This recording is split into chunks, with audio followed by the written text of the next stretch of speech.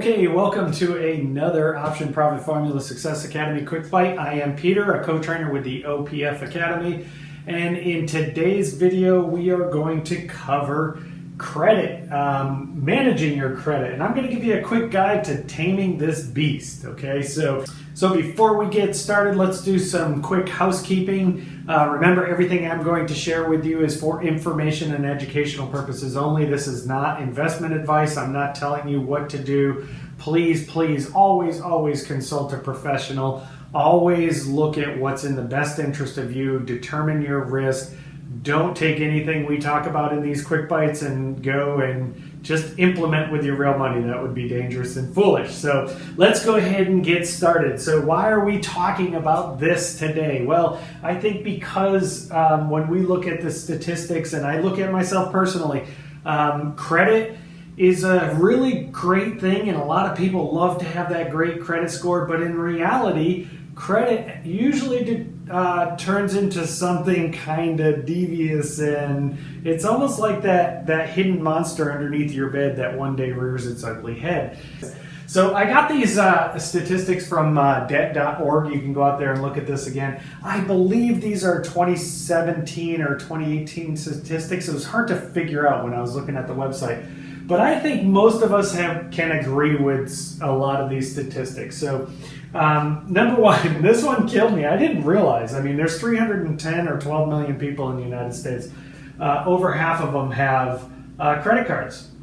Credit cards aren't a bad thing when managed properly, but the average credit card holder has at least... Okay, so technology. It's amazing. So we're talking about this credit thing, and there's some force that's trying to get me to buy a new iPad. So my video cut out because I ran out of space on the iPad. I have kind of an old iPad. It's only got 16 gig of space, but it works. I deleted a bunch of stuff. So the average credit card holder has at least 4. I have a bunch. I'll show you afterwards. On average, each household with a credit card carries an $8,300 credit card debt. And I fit into that category, unfortunately. And the total consumer debt is about $13.86 trillion. For some reason, so $13 trillion in credit card debt. So that's kind of why I decided my quick bite would be about debt and how it's really ties into trading, or investing. So let's go. So let's just kind of cover real quick paying down your debt, and that's what I really wanted to share with you guys. There's a couple ways to do this.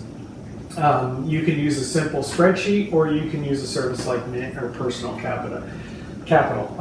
I've never used Personal Capital. I've heard this is very good. I actually have Mint, and I'll cover that real quick. I'm not going to go into great detail, but really what I wanted to do was just kind of get to exactly where I'm at and where I've been, because I paid off my credit card debt only to kind of get back into it again. So there's some key factors that I wanted to go into, and the number one goal is to figure out where you are with your debt and pay it off, right? So I found that there's 2 really great ways of doing this, right? So you can take your total debt and divide that by your total monthly payment that you will be able to apply. So that's where it's going to have, if you've never created a budget, you're going to have to create a budget.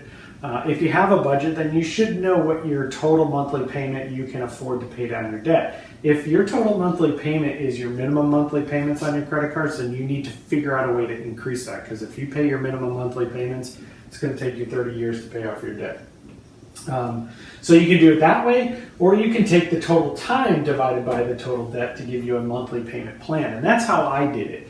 I wanted to be paid off. I want to be done in 12 months, so I took my total debt divided by 12, and it gave me my payment plan.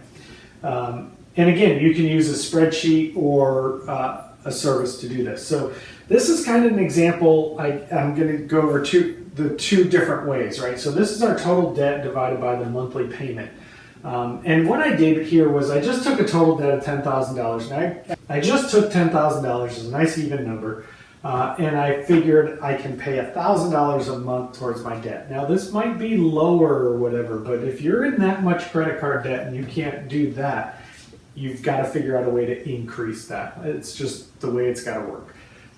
But the way I did it was, so I listed 4 cards here.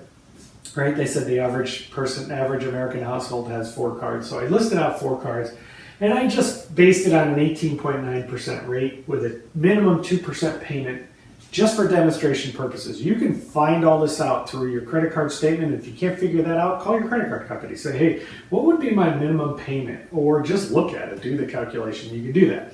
But that's basically what I did. And then on the 4 cards, because I did 4, 10,000, 2 of them have $2,000 and 2 of them have $3,000.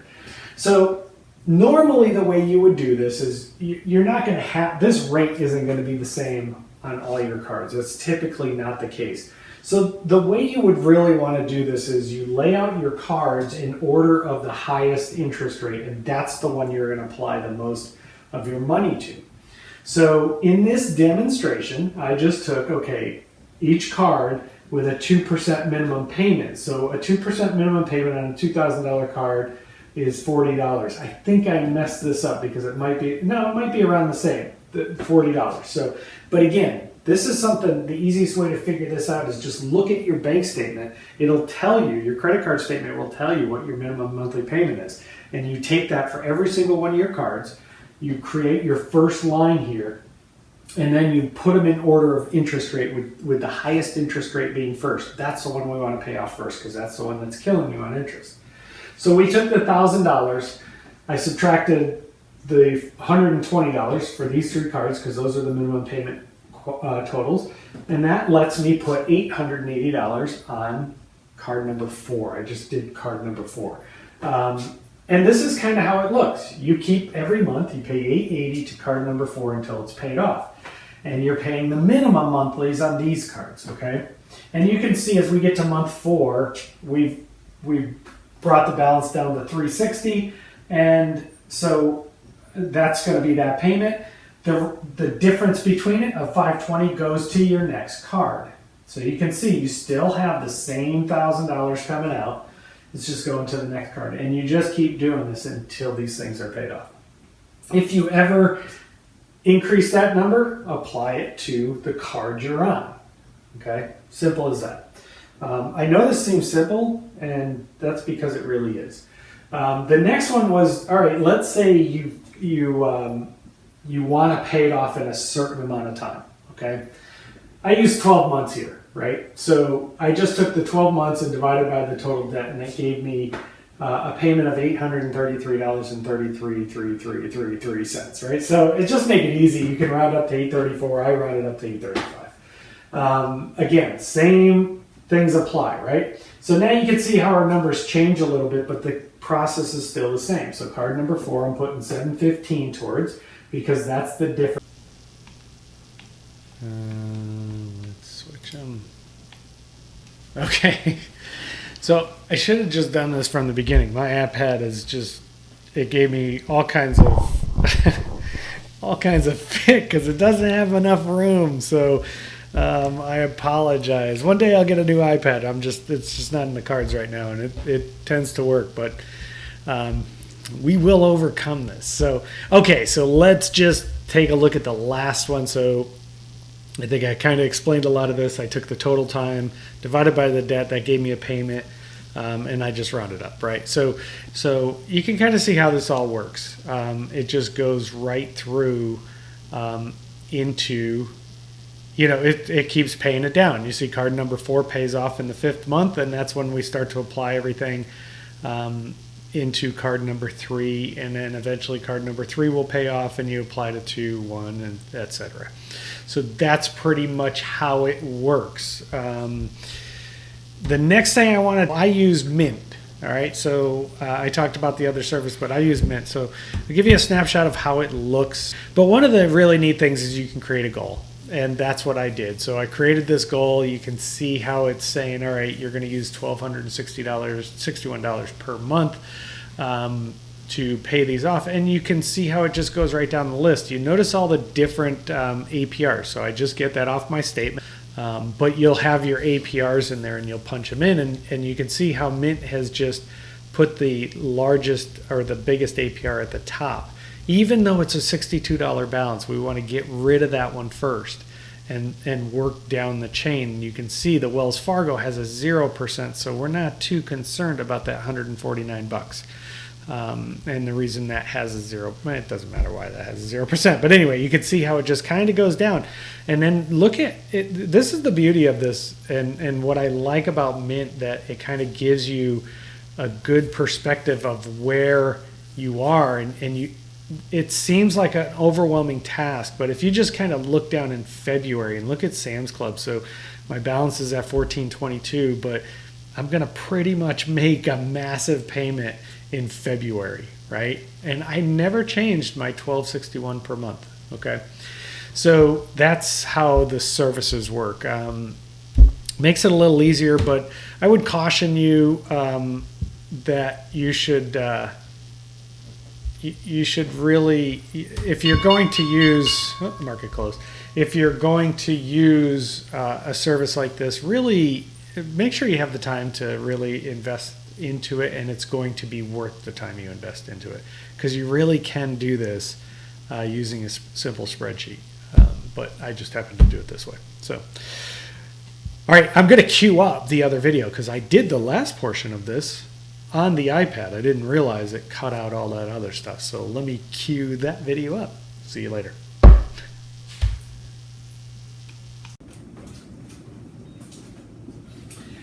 Okay, sorry, my iPad keeps running out of storage, so I was trying to optimize it. All right, so this is the last and most important step, and here's what you're going to need. So you're going to need your credit cards, you're going to need a baggie, you're going to need some safety glasses, you're going to need a screwdriver, a container with a lid, and a thing full of water. All right, so grab those things, come back, and then you can pause the video, whatever. All right, so, all right, hopefully you're back now. So you just put on your safety glasses. All right, you got all that stuff. You got the screwdriver, you got everything. All right, you don't need any of this stuff. Here's what you're going to do. I made you guys run out for that stuff for nothing. Take all your credit cards and just put them in a Ziploc bag. So if you don't want to do this step, if you just want to, you never know, right? But this will make things difficult if you ever want to try and reach for it. So you're going to take them, put them in a Ziploc bag, make sure it's closed. And if it doesn't close, who cares? I have saved one credit card for emergency purposes only, and that's emergencies only. And what I do is I set up this credit card to always pay it off at the end of the month. So that card is one of the ones that you saw on my list is going to get paid off this month. So then I will go into the settings and say that the minimum payment is the balance of the account.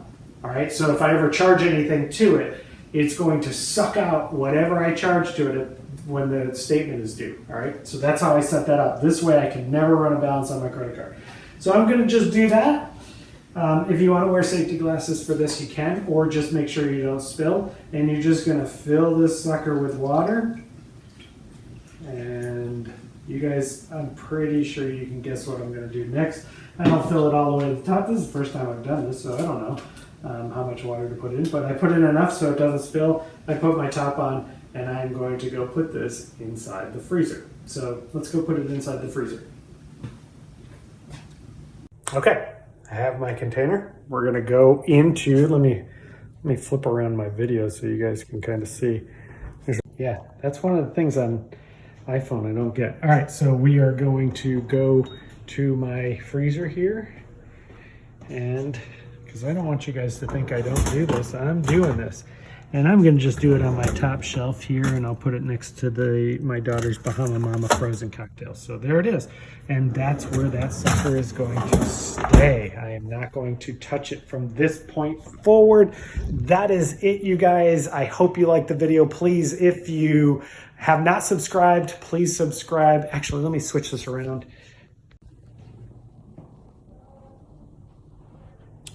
Oh my God.